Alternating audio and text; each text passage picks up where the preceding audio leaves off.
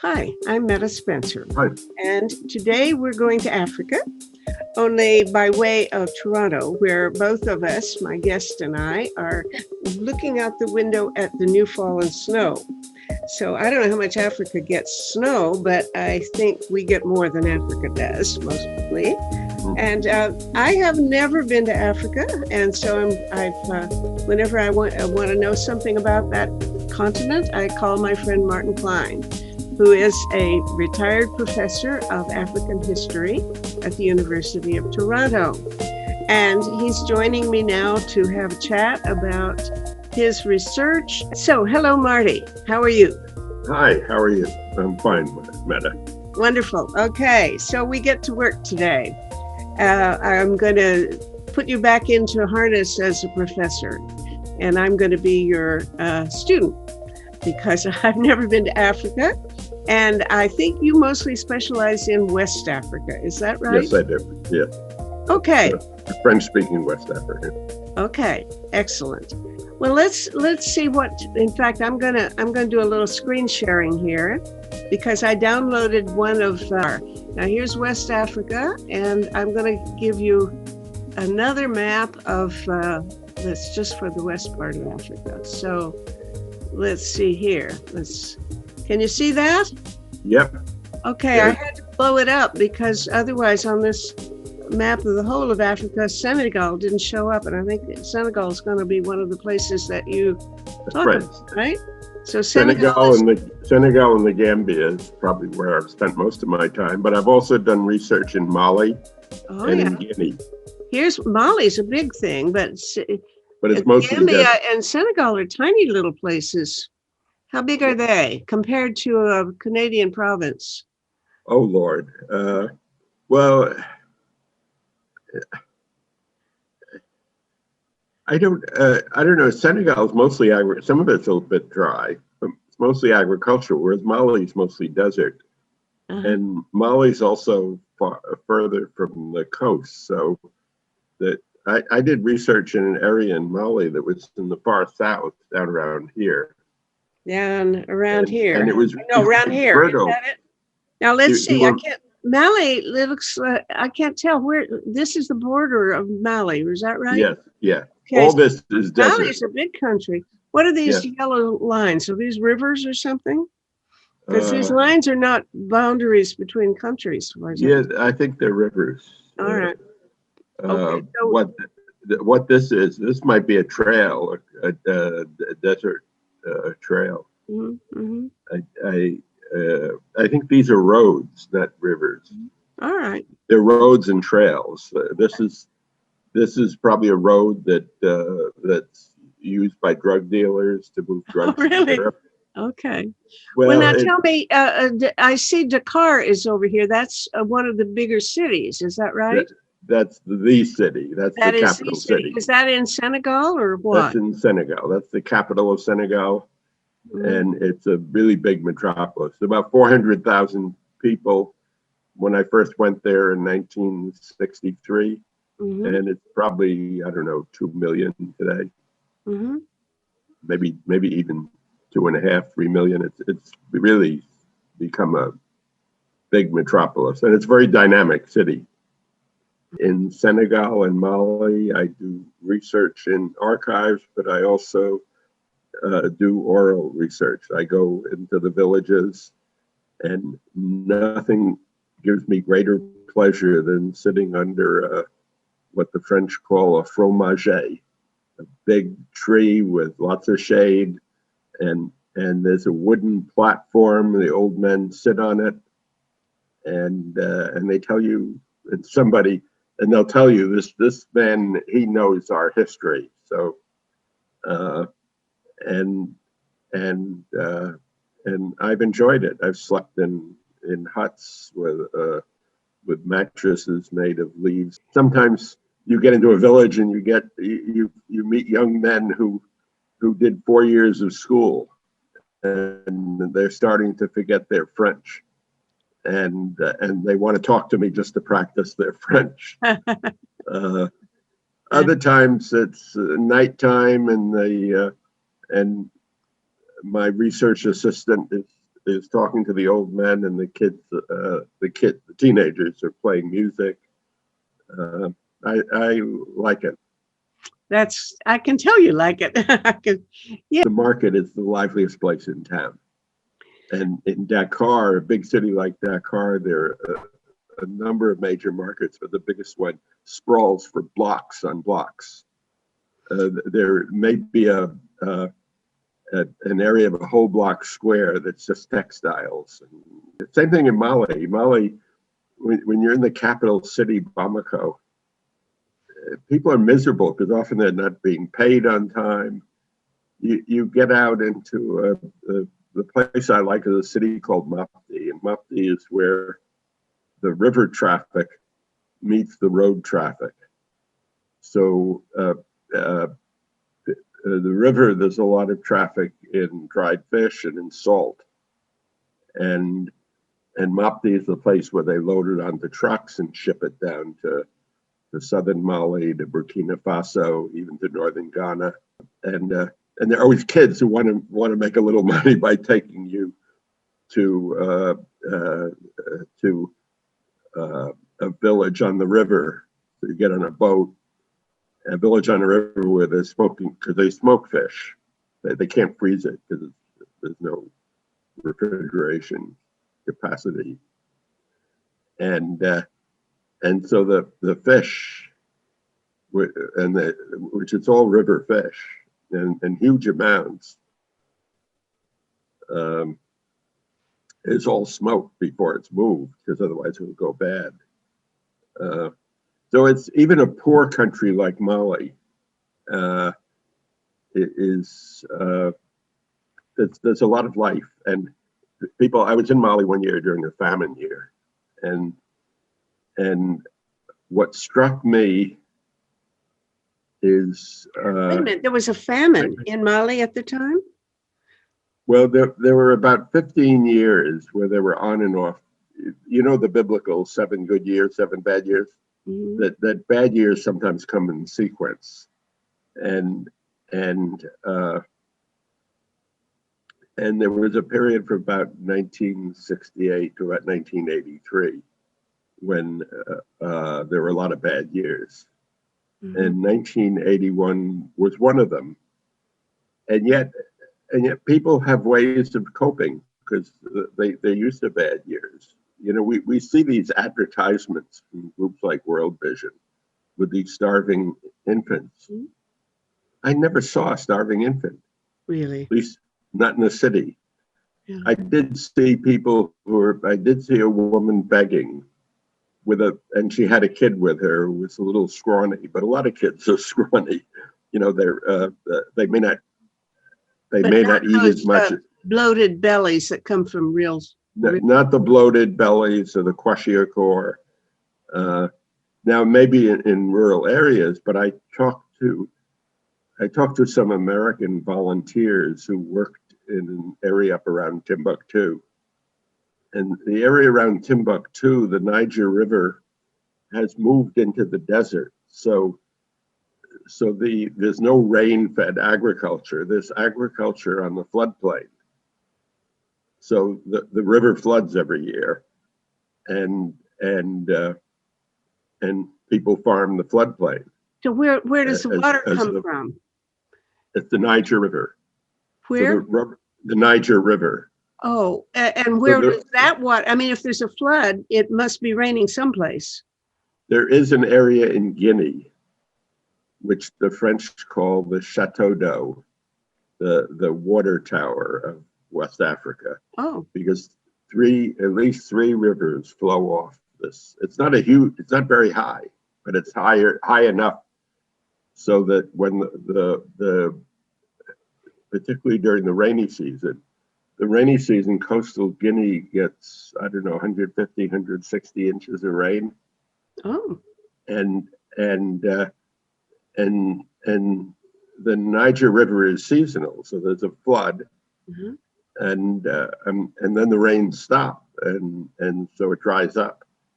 And in this year, I was talking to these two Americans, and I said, "Well, what's happening up around Timbuktu?" Well, she said the river never rose high enough. And I said, what do people do? He said they left. They went to Libya. They went Now, wait a to minute. Tunisia. Are you talking about recent, or are you talking about the time when you were there where there was a famine? I'm talking about 1981. 1981. Okay. I don't think I'd heard Okay. about that. You know, we heard about something called the Sahel, Yeah, where this is it the was. Sahel. Is This is this the part of Sahel. it? So Mali is in the Sahel, or Mali is partly in the Sahel and partly Senegal's Sahel too. Is oh, partly in the Sahel and is partly in the Sahara. And Timbuktu is really in the Sahara. The Niger River starts and goes through areas that are really quite fertile. But then it moves north, and there's an area called the Bend, which is where Timbuktu is. And in the Bend, it then curves south and goes into Nigeria and down to the coast. but now Timbuktu is really dry, isn't it? Yes, Do you have Timbuktu is any rain? Timbuktu. No rain. Timbuktu is in the desert. Yeah. It, Okay. it depends for food on the floodplain agriculture, and also on stuff that comes by boat. There are people that they're these big. The French call them pirogues. They're big canoes, but they're big enough to carry about 90 tons of goods. Oh. And they come up and down the river. And in Timbuktu, they buy salt from the desert, and they take it back upriver. So what do they exchange for it? If the Timbuktu people can't raise their own food, what do they produce in order to pay for the food? Well, they're traders, and they're also they're nomads. The nomads. Residents? They don't. Well, the nomads come to the city, though. They come to the desert. There are cities in the Sahel. Yeah. That are, you know what transhuman agriculture, nomadism, that people migrate with the seasons. Yeah. So this used to be very important in the slave trade. People will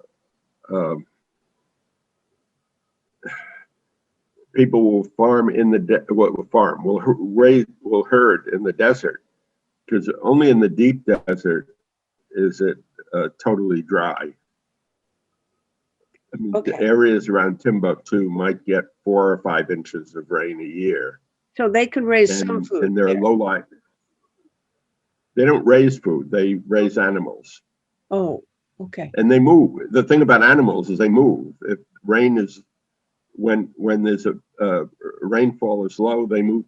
The rainfall, the further south you go, the more rain you get.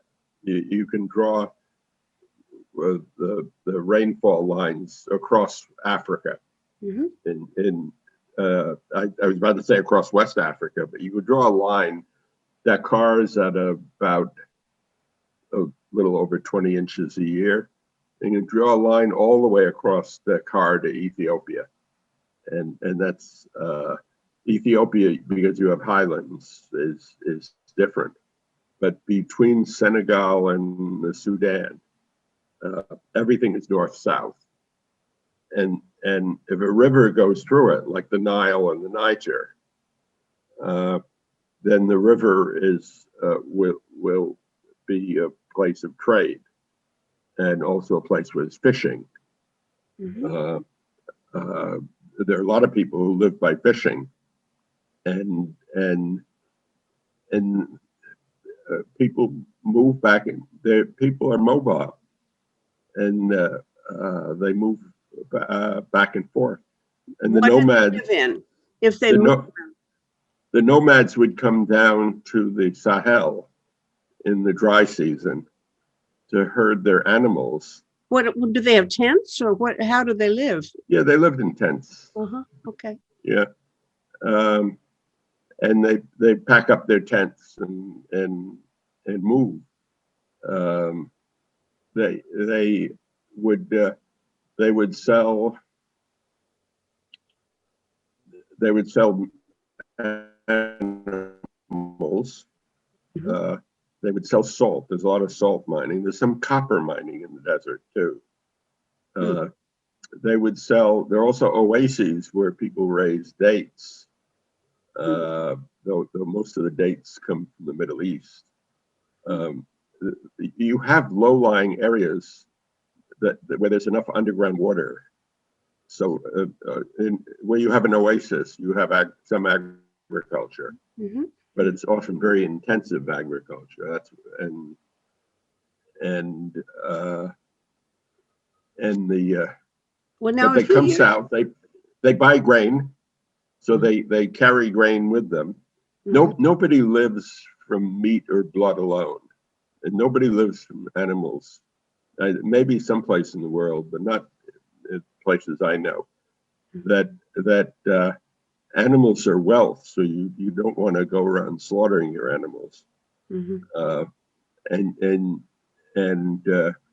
you depend a lot on milk, so that animal, cattle, sheep, goats, camels, all can be milked, Mhm. and and there are some people who drink blood. They take Mhm. they take a certain amount of blood, I've seen and pictures of that. Yeah. they also do weaving. There's a lot of slavery in the desert, and so slaves are used. Slavery. The desert is one of the areas where there's still forms of slavery, Wow. Much of it. uh, I knew that now and and then. slaves are used to herd. I mean, I knew there was slavery still in the world, but not much of it. Are you talking about What this is a significant whatever amount? what you've read about is probably mostly what is called modern forms of slavery. Mhm. Modern forms of slavery will involve people who are uh, modern forms of slavery are often temporary. That is to say, that they're not lifetime things. Mhm. Um, a kid who is sold to work in a rug factory, for example, in Afghanistan or Pakistan, it is valuable because he has fine fingers and he can tie the little knots that are used to make those beautiful Oriental rugs. Mhm. But as the kids get older, they're less value, and so one is in slavery for a short period of time. So probably the largest use of slaves in the modern world is for prostitution. Oh yeah. Mhm. That if you can trick, and they come from all over. They come from Africa. They come from Eastern Europe. There are guys who work villages in poor places in Eastern Europe, like Moldova, the Ukraine, and if they can trick, they can, and they'll invest a lot of time in persuading some girl that he can find her a job, and she gets to Munich or London for that matter, and she's told no, her job is to live in a apartment and process 15 to 20 guys every night, Mhm. and if she doesn't like it, she gets raped, and she gets raped until she decides Mhm. that Oh boy. Okay, but now you say that the slaves that you're talking about in Africa, that's a different setup. this is a more traditional kind of slavery And you that I'm say they're talking about. lifetime slaves, and how? It's what you have two kinds of situations. One depends on whether Mauritania is probably the worst country because the uh, the Mauritania is dominated by an Arabic-speaking elite. There's a lot of the slaves have freed themselves, but that so and so is a slave. Just go, they run away or Now, what happened, for example, during the worst of the drought years, Mhm. the whole pastoral economy in Mauritania collapsed. And I don't know to what degree it has reconstituted itself. but there was a massive movement to the capital area where there was relief available, and if you don't have cattle, if you can't, you don't have a desert encampment, you can't support a slave. You have to feed a slave, and so many of the slaves became freed. There's also a group of people who are called Haratin, and this is a term used in both Morocco and Mauritania. And these are descendants of slaves. They're supposedly freed, but they're in a client-dependent relationship. And some of the Haratin got educated. The French tended to recruit their servants. Since the nomads didn't want to go to school, the Haratin did. You have a bizarre situation in which the Mauritanian representative in the United Nations might be, and at least on one occasion was, a Haratin. Other Haratin are in a totally dependent relationship.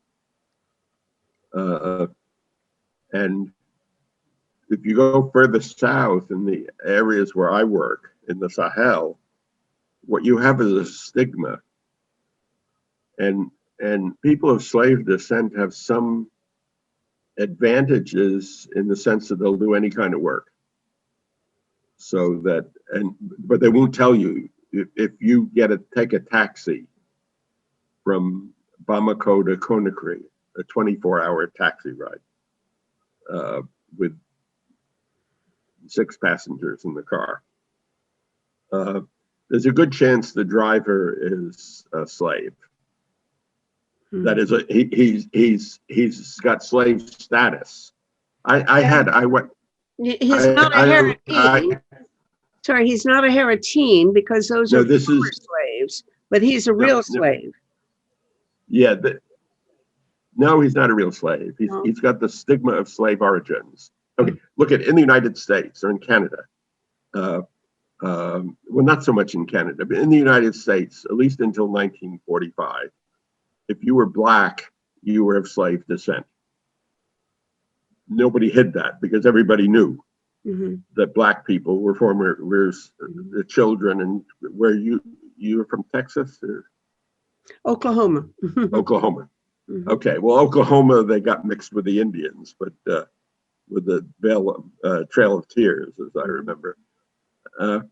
But if you were Black, and the way in which they were treated is similar to some of the ways in which people of slave descent are. They're seen as dishonorable. You can't marry them. Young people. I mean, when I was doing research, my research assistant, there are certain questions he would not ask people. And that's because by and large, the intelligentsia want to be done with the slave thing. The stigma of slave origins, these people are physically, if you see 2 people walking down the street, you would not know who was a quote unquote slave. And many of them are not in slavery in the sense that nobody owns them, but they may be limited in their access to land. They may be limited legally. Well, see, if everybody owns land, some of the villages I worked, all the land was claimed by you got land because you were member of a family, and until the 1970s, there was empty land between the villages. So when the slaves were freed by the French, more enterprising slaves moved out into these areas between the villages. And I interviewed one guy who was 100. He claimed to be 102 years of age, and and I figure that was probably because I asked him what he remembered from his youth, which is the way you date people's age. If you're not sure that they have it right, and he had started in the 1920s. He had found this area where some people had lived before, so the land had been cleared. And he went out and he started farming. And one by one, he brought his family out there. And his family had split into 4 branches. There were about 50 of them in this hamlet. Technically, they were part of the larger village. So to pay their tax, they would pay their tax through the larger village. But he was the chief, he was the head of this family group. And he was very proud. He became well enough off that he was able to go to Mecca. And there is a tradition that people of slaves can't go to Mecca. Oh. Which is not in the Quran. It's not in Arabic law, and it's not in Muslim law. It's local tradition. If you've been freed by Senegalese law or French law or British law, you're not really free, even though they can't exploit you. And he had the going rate for emancipation under traditional law was 70,000 francs, which was, I think, about $18. So it wasn't a hell of a lot of money, because if it became too high, none of the slaves would have paid it. And by chance, I was interviewed by the son of his former master, and he was explaining things to me and in a different way from the way the old man had. And I said, well, Biram Toure said that he paid you to go to Mecca. And the former master, who was a guy who had served in French army in Vietnam, he was a quote unquote modern peasant. He said yes, but he did not behave the way he was supposed to behave. He was supposed to come to me and be deferential and ask me to set a price. Now, the two of them both knew that the price would have been 70,000 francs. And the so-called owner or master said he came in and he plunked his money on the table and said, "I'm going to Mecca." And I loved it. And by this time, the old man was very meek, but I could tell from the way he told his story that this was a no shit kind of guy. That he had worked hard, he had settled his family, he was proud, but there are all these customs that still bind people. And the advantage they have is that one of the things they've always known how to do is to work, which is the same as American slaves. One thing they knew how to do is to work. There's all this business about the lazy slave. It's a lot of nonsense. Mm-hmm. Mm-hmm. I mean, you're lazy if there's no work to do. Why try? Yeah. But the one thing you know how to do is to work. And the other thing is they got into things like driving taxis. And I'm not saying all taxi drivers, all the intercity cars are, but they work incredible hours. We took a car. There was I was at a conference that was held alternately in Conakry in Guinea, in Conakry and Kankan. Kankan is in Upper Guinea and it's halfway to Bamako. So it's about a 12-hour drive. Okay. And the bus that we were supposed to go on broke down going up.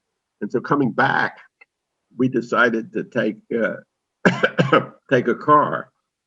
The driver was a guy who had spent 7 years driving a cab on the streets of New York. Wow. And he'd And gone back to live there as a, he was going to go back to New York, but he was building, but he wanted to prepare for his retirement and set up some of his family. He was building two houses, one in the capital, Conakry, and one in the area he came from. Now, the area he came from was an area that had a big slave population, and but in his spare time he was driving these intercity drives, yes, I and see, just to pick up a little extra money. yeah, and if I asked him about the Con. He did 12, 13 hours with us behind the wheel of the car. And I said, well, and he said that tomorrow he's going to go to Bamako. I said, well, what do you do when you go to Bamako? He said, oh, I'll stop and rest for about a little bit. But 24 hours at the wheel of a car. Okay. Okay. Yeah. And that's how you make enough money to build a house. He said he's going to go back to New York. Some of these guys will stay in the States if they have kids there, but a lot of them, what they want to do is go home eventually. They do. From New York, they want to go back to Africa to their families. Some of them do. Okay. A lot of Africans will build a house, and that's college professors, New York cab drivers. A lot of them will build a house that they never intend to live in. I mean, I have students who build a house in their home. What do you mean they don't? It's for their families, or what? Why would they build it? Well, it's someplace they can, if they go home for the summer or a visit, a vacation.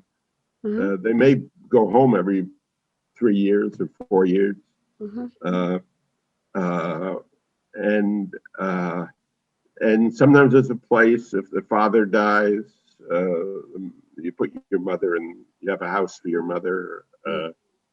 The house may be inherited by your older brother, and you build another house. Or you have a brother stays in the village. Mm-hmm. I mean, I have a student who now teaches at Marquette University in Milwaukee, and I visited his village in Nigeria, and they put on a wonderful celebration because he had passed. What variation is there from one country to another?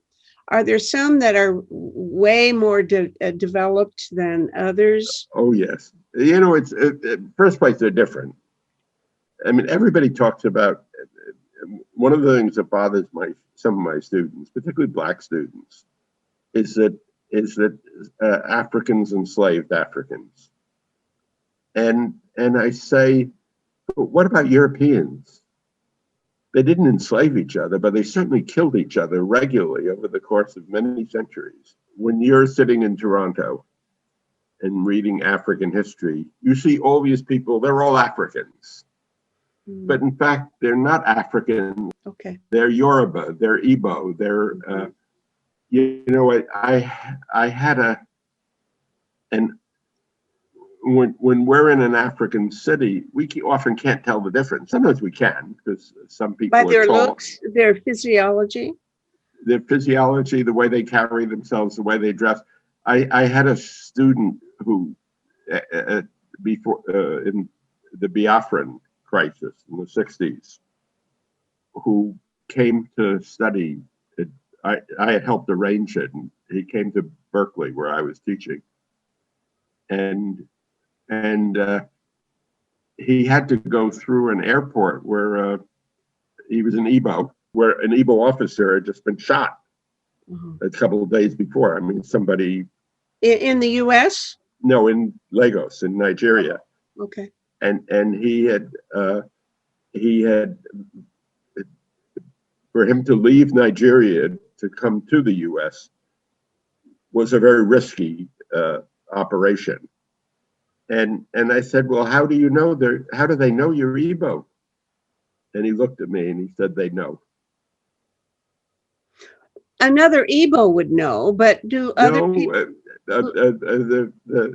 The common soldiers were mostly from the Middle Belt.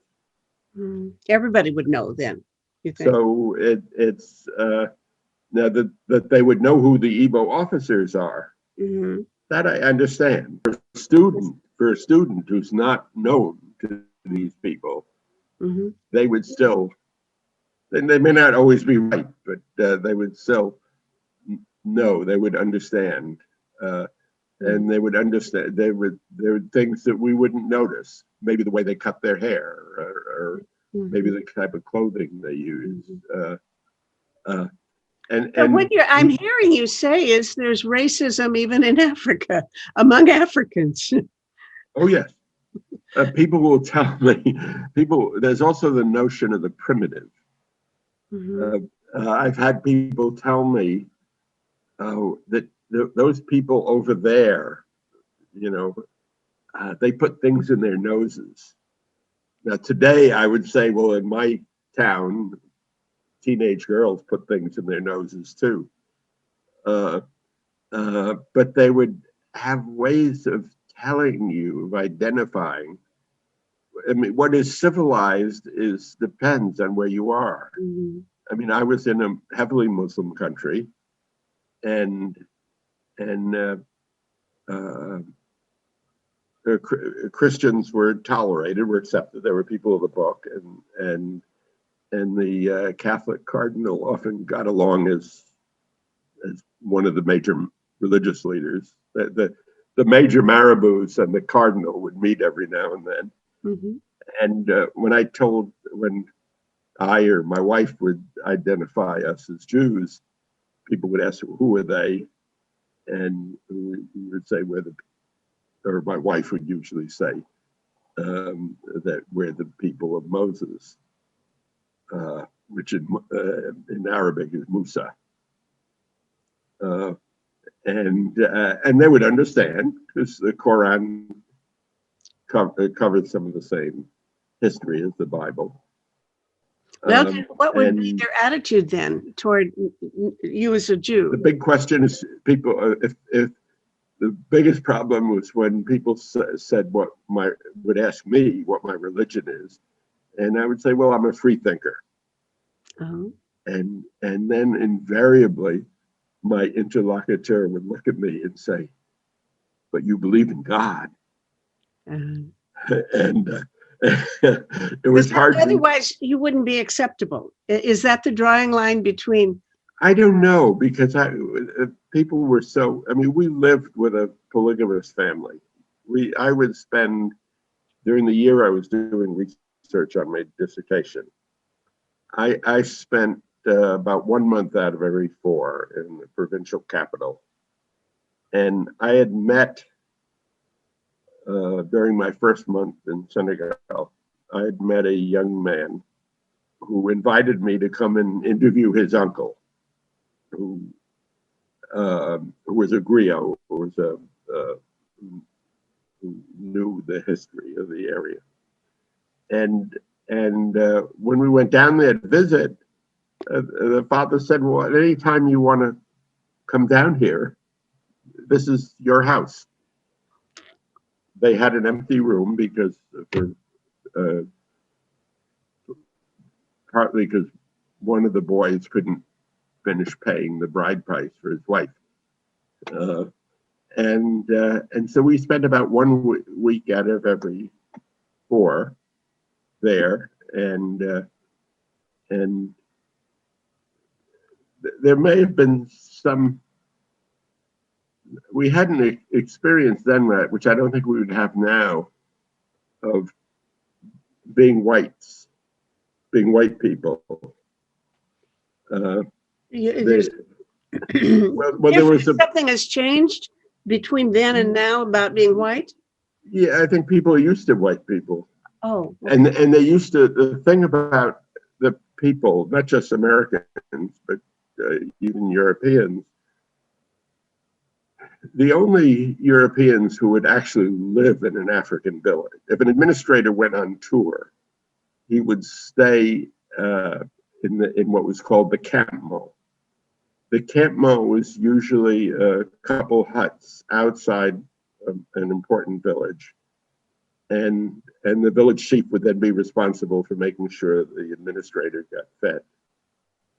Mhm. We stayed in African villages, and I didn't think of much about it then. At nighttime, I just want a place to sleep. In the villages, they took care of me. They were very hospitable.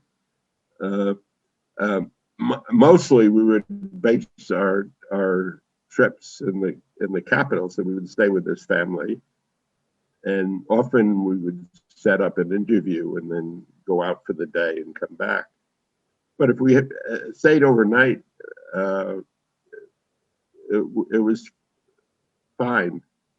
We did have an experience where I suddenly began to realize that having a white man in your entourage might be a source of status. I was kind of adopted by a politician. We had arranged a trip into a rural area with a guy who was a bit of a finagler. What? I think he was a bit of a finagler. He was a Okay. bit of a con man. Okay. But I wouldn't let him use my car, which I think disappointed him. But I would take him places, and we're driving across the countryside, and he said, "Do you want to meet Cardiff?" And I said, I was new in the country. I hadn't been there long. I said, "Who's Cardiff?" And Cardiff was, in the French system, people hold multiple offices. You can be mayor of a town and deputy and minister. You can hold wear three different hats. And Cardiff was the regional power. And Okay. he was mayor of this town where he didn't live. He was the grandson of the traditional king. He was a minister and a deputy. And I said, sure. I wanted to know everything I could about this country I was spending a year in. What country was it? And Senegal. It was in Senegal. And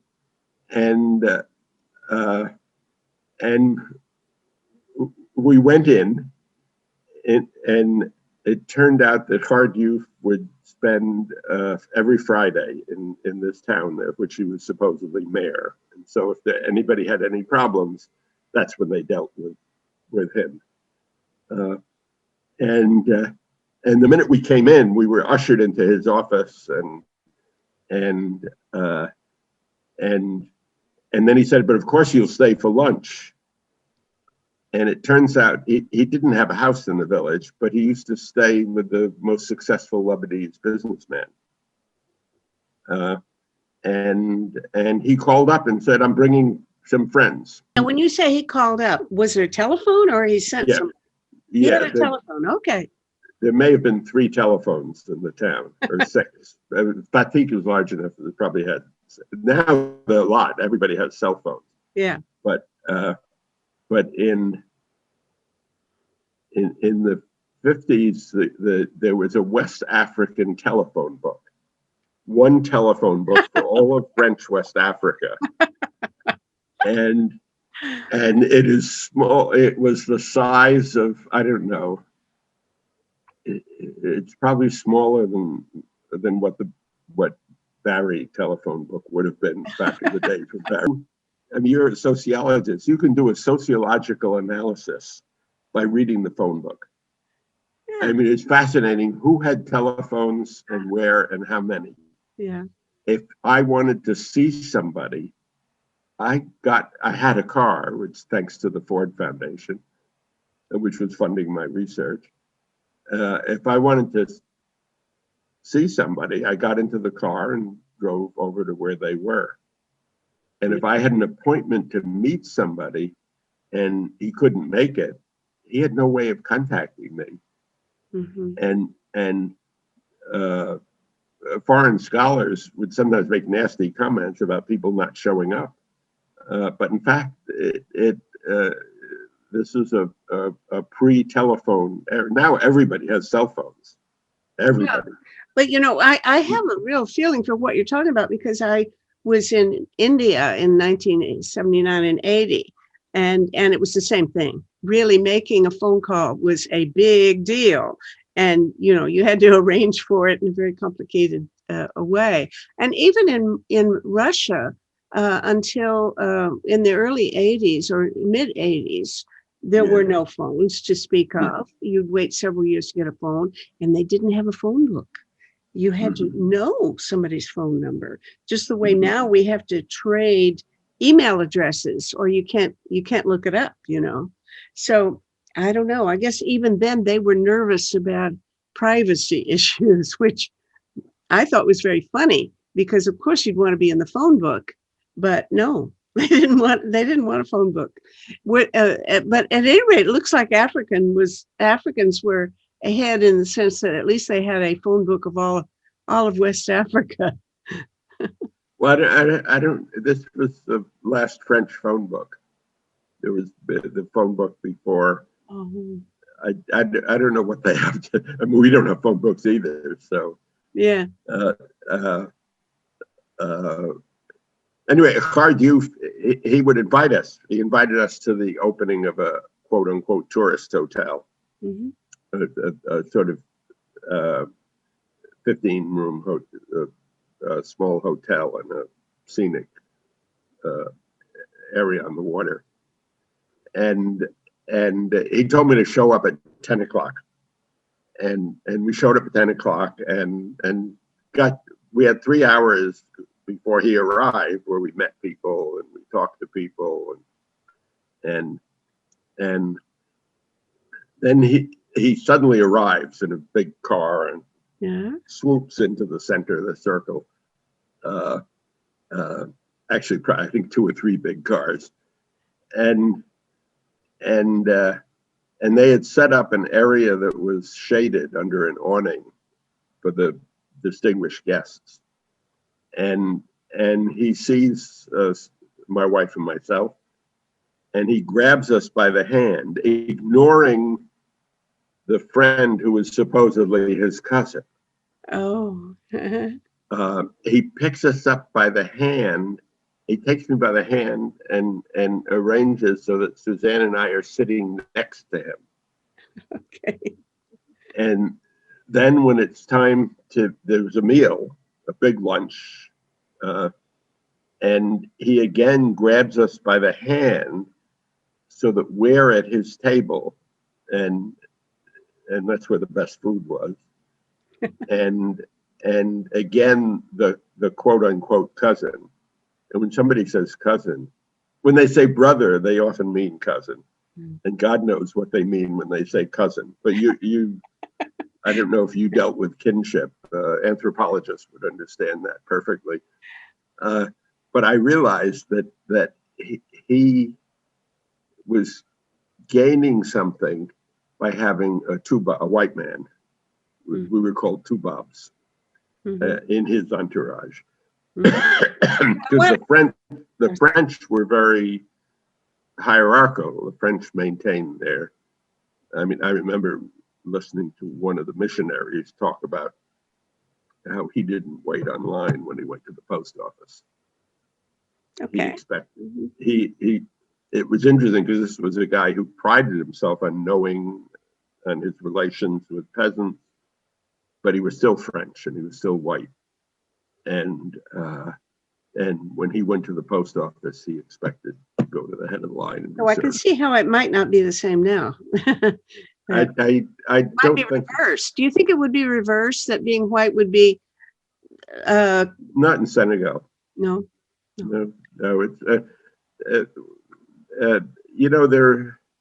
a lot of the people who are in Senegal, a lot of them are tourists, and Senegal has developed a beach. It's got some lovely beaches, and so it's developed a tourist industry. And the Gambia is even more tourism oriented. So a lot of visitors are are foreigners and uh, and a lot of aid people. Senegal is one. If you're establishing a headquarters for a an organization that deals with Africa, large parts of Africa, there are two places that are popular for the center. These are places that have good air connections to Europe, Mhm. and that um, have the things that Europeans like: good restaurants, an ability to get your favorite pipe tobacco. So Senegal is And it's two. The two places. The two places are Dakar and Nairobi. okay, because that's what I was wondering. Dakar would be more Europeanized, more sophisticated, more economically developed, or not? Yeah, it's more economically developed, but the French had actually invested in public housing, mostly for civil servants. But Mhm. so there was a public corporation that built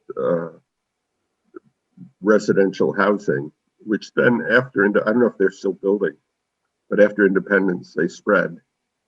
And there's also a lot of money that is this been a there's a lot of money that has come in from remittances from abroad. Mhm. Uh, um, the there's been a Senegalese diaspora, and that is really quite fantastic. Senegal is a relatively poor country in resources. Oh, I mean, it was at one time one of the world's two biggest peanut exporters, mhm. and it now exports some phosphates. But it has no. I think they've discovered a little oil someplace, but I don't know if they're doing anything with it. But it doesn't have a good natural resource. But it has a lot of smart people. It has an orderly government. It's very democratic. Uh, they've uh, they've twice turfed out governments in power at the polls. That doesn't mean that people in power don't try to uh, go beyond what they are entitled to sometimes. Uh, but the even at a time when elections were sometimes rigged, they've had freedom of speech for a long time. I think in Senegal has been freer in terms of speech than the United States. I I, I remember the period when it really opened up Mhm. in in the 80s, when you would have these small political parties that had no possibility of achieving power. Uh, about about a half a dozen of them were Marxists of one sort or another, uh, and others were one of the best newspapers in the city is a Muslim, uh, uh, and I don't know how the owner managed to marry his religious fundamentalism with putting out a fine newspaper, but he does. Yeah. uh, and uh, and so you have a couple daily newspapers, but then you have these publications which come out when the group has enough money to publish. Mhm. Does everybody And there speak French? not everybody. Everybody speaks Wolof, which Wow. is Wolof. The Wolof are about I don't know 38% of the total How do population. you spell that? WLOF. Huh. Oh.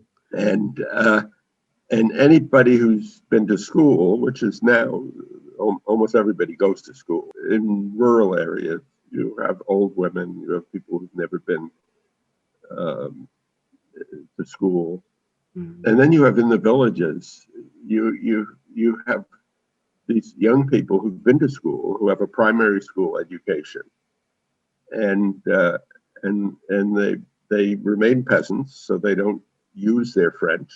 maybe occasionally on the radio, though the radio broadcasts in at least 6 languages.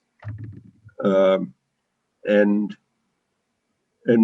Wolof functions, anybody who's been into the city knows Wolof. But that doesn't mean everybody. This is when this hotel dedication I attended, that while we were waiting for the distinguished politician to arrive, I walked around and I started talking to people and I greeted people. And I greeted people mostly in Wolof, though it was in an area that was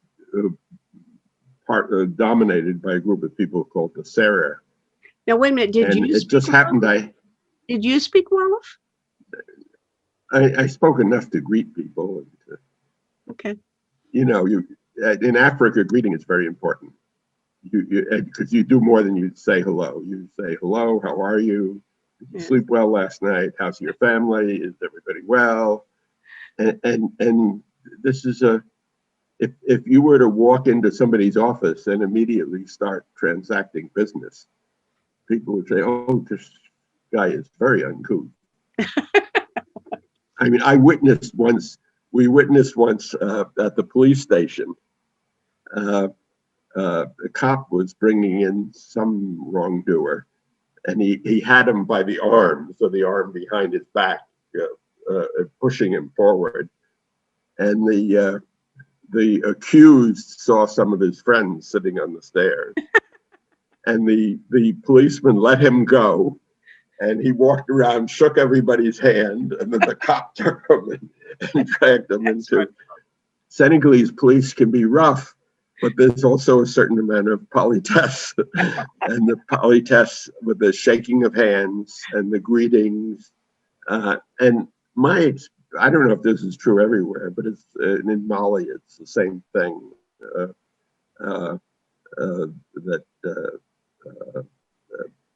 Reading people properly is important. So I would greet, and it's funny, I because there were a couple of Serer guys working in the pension I was staying at, I knew a couple words. I could say hello and how are you in Serer.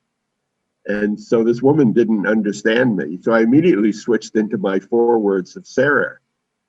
And I think literally that's probably all I knew. And then after we sat down, this woman came over with a melon. Oh. And I turned to my friend, the con man, and I said, "What's this?" Because I didn't have the language to ask her, "What's this for?" And he said, "Oh, you spoke to her in Serer." Oh, okay. Well, now you and I have spoken together in English, but we've used up all our time.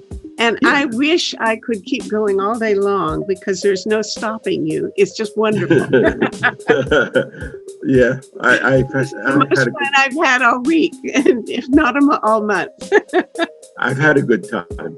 Yeah, well, this not is just with you, but I've had a very full and rewarding life, and I could talk about that. And I want to call you again. We've just got to keep this going. It's so much fun. Okay. I loved it. Thank you so much. Okay, you take care. Okay, bye.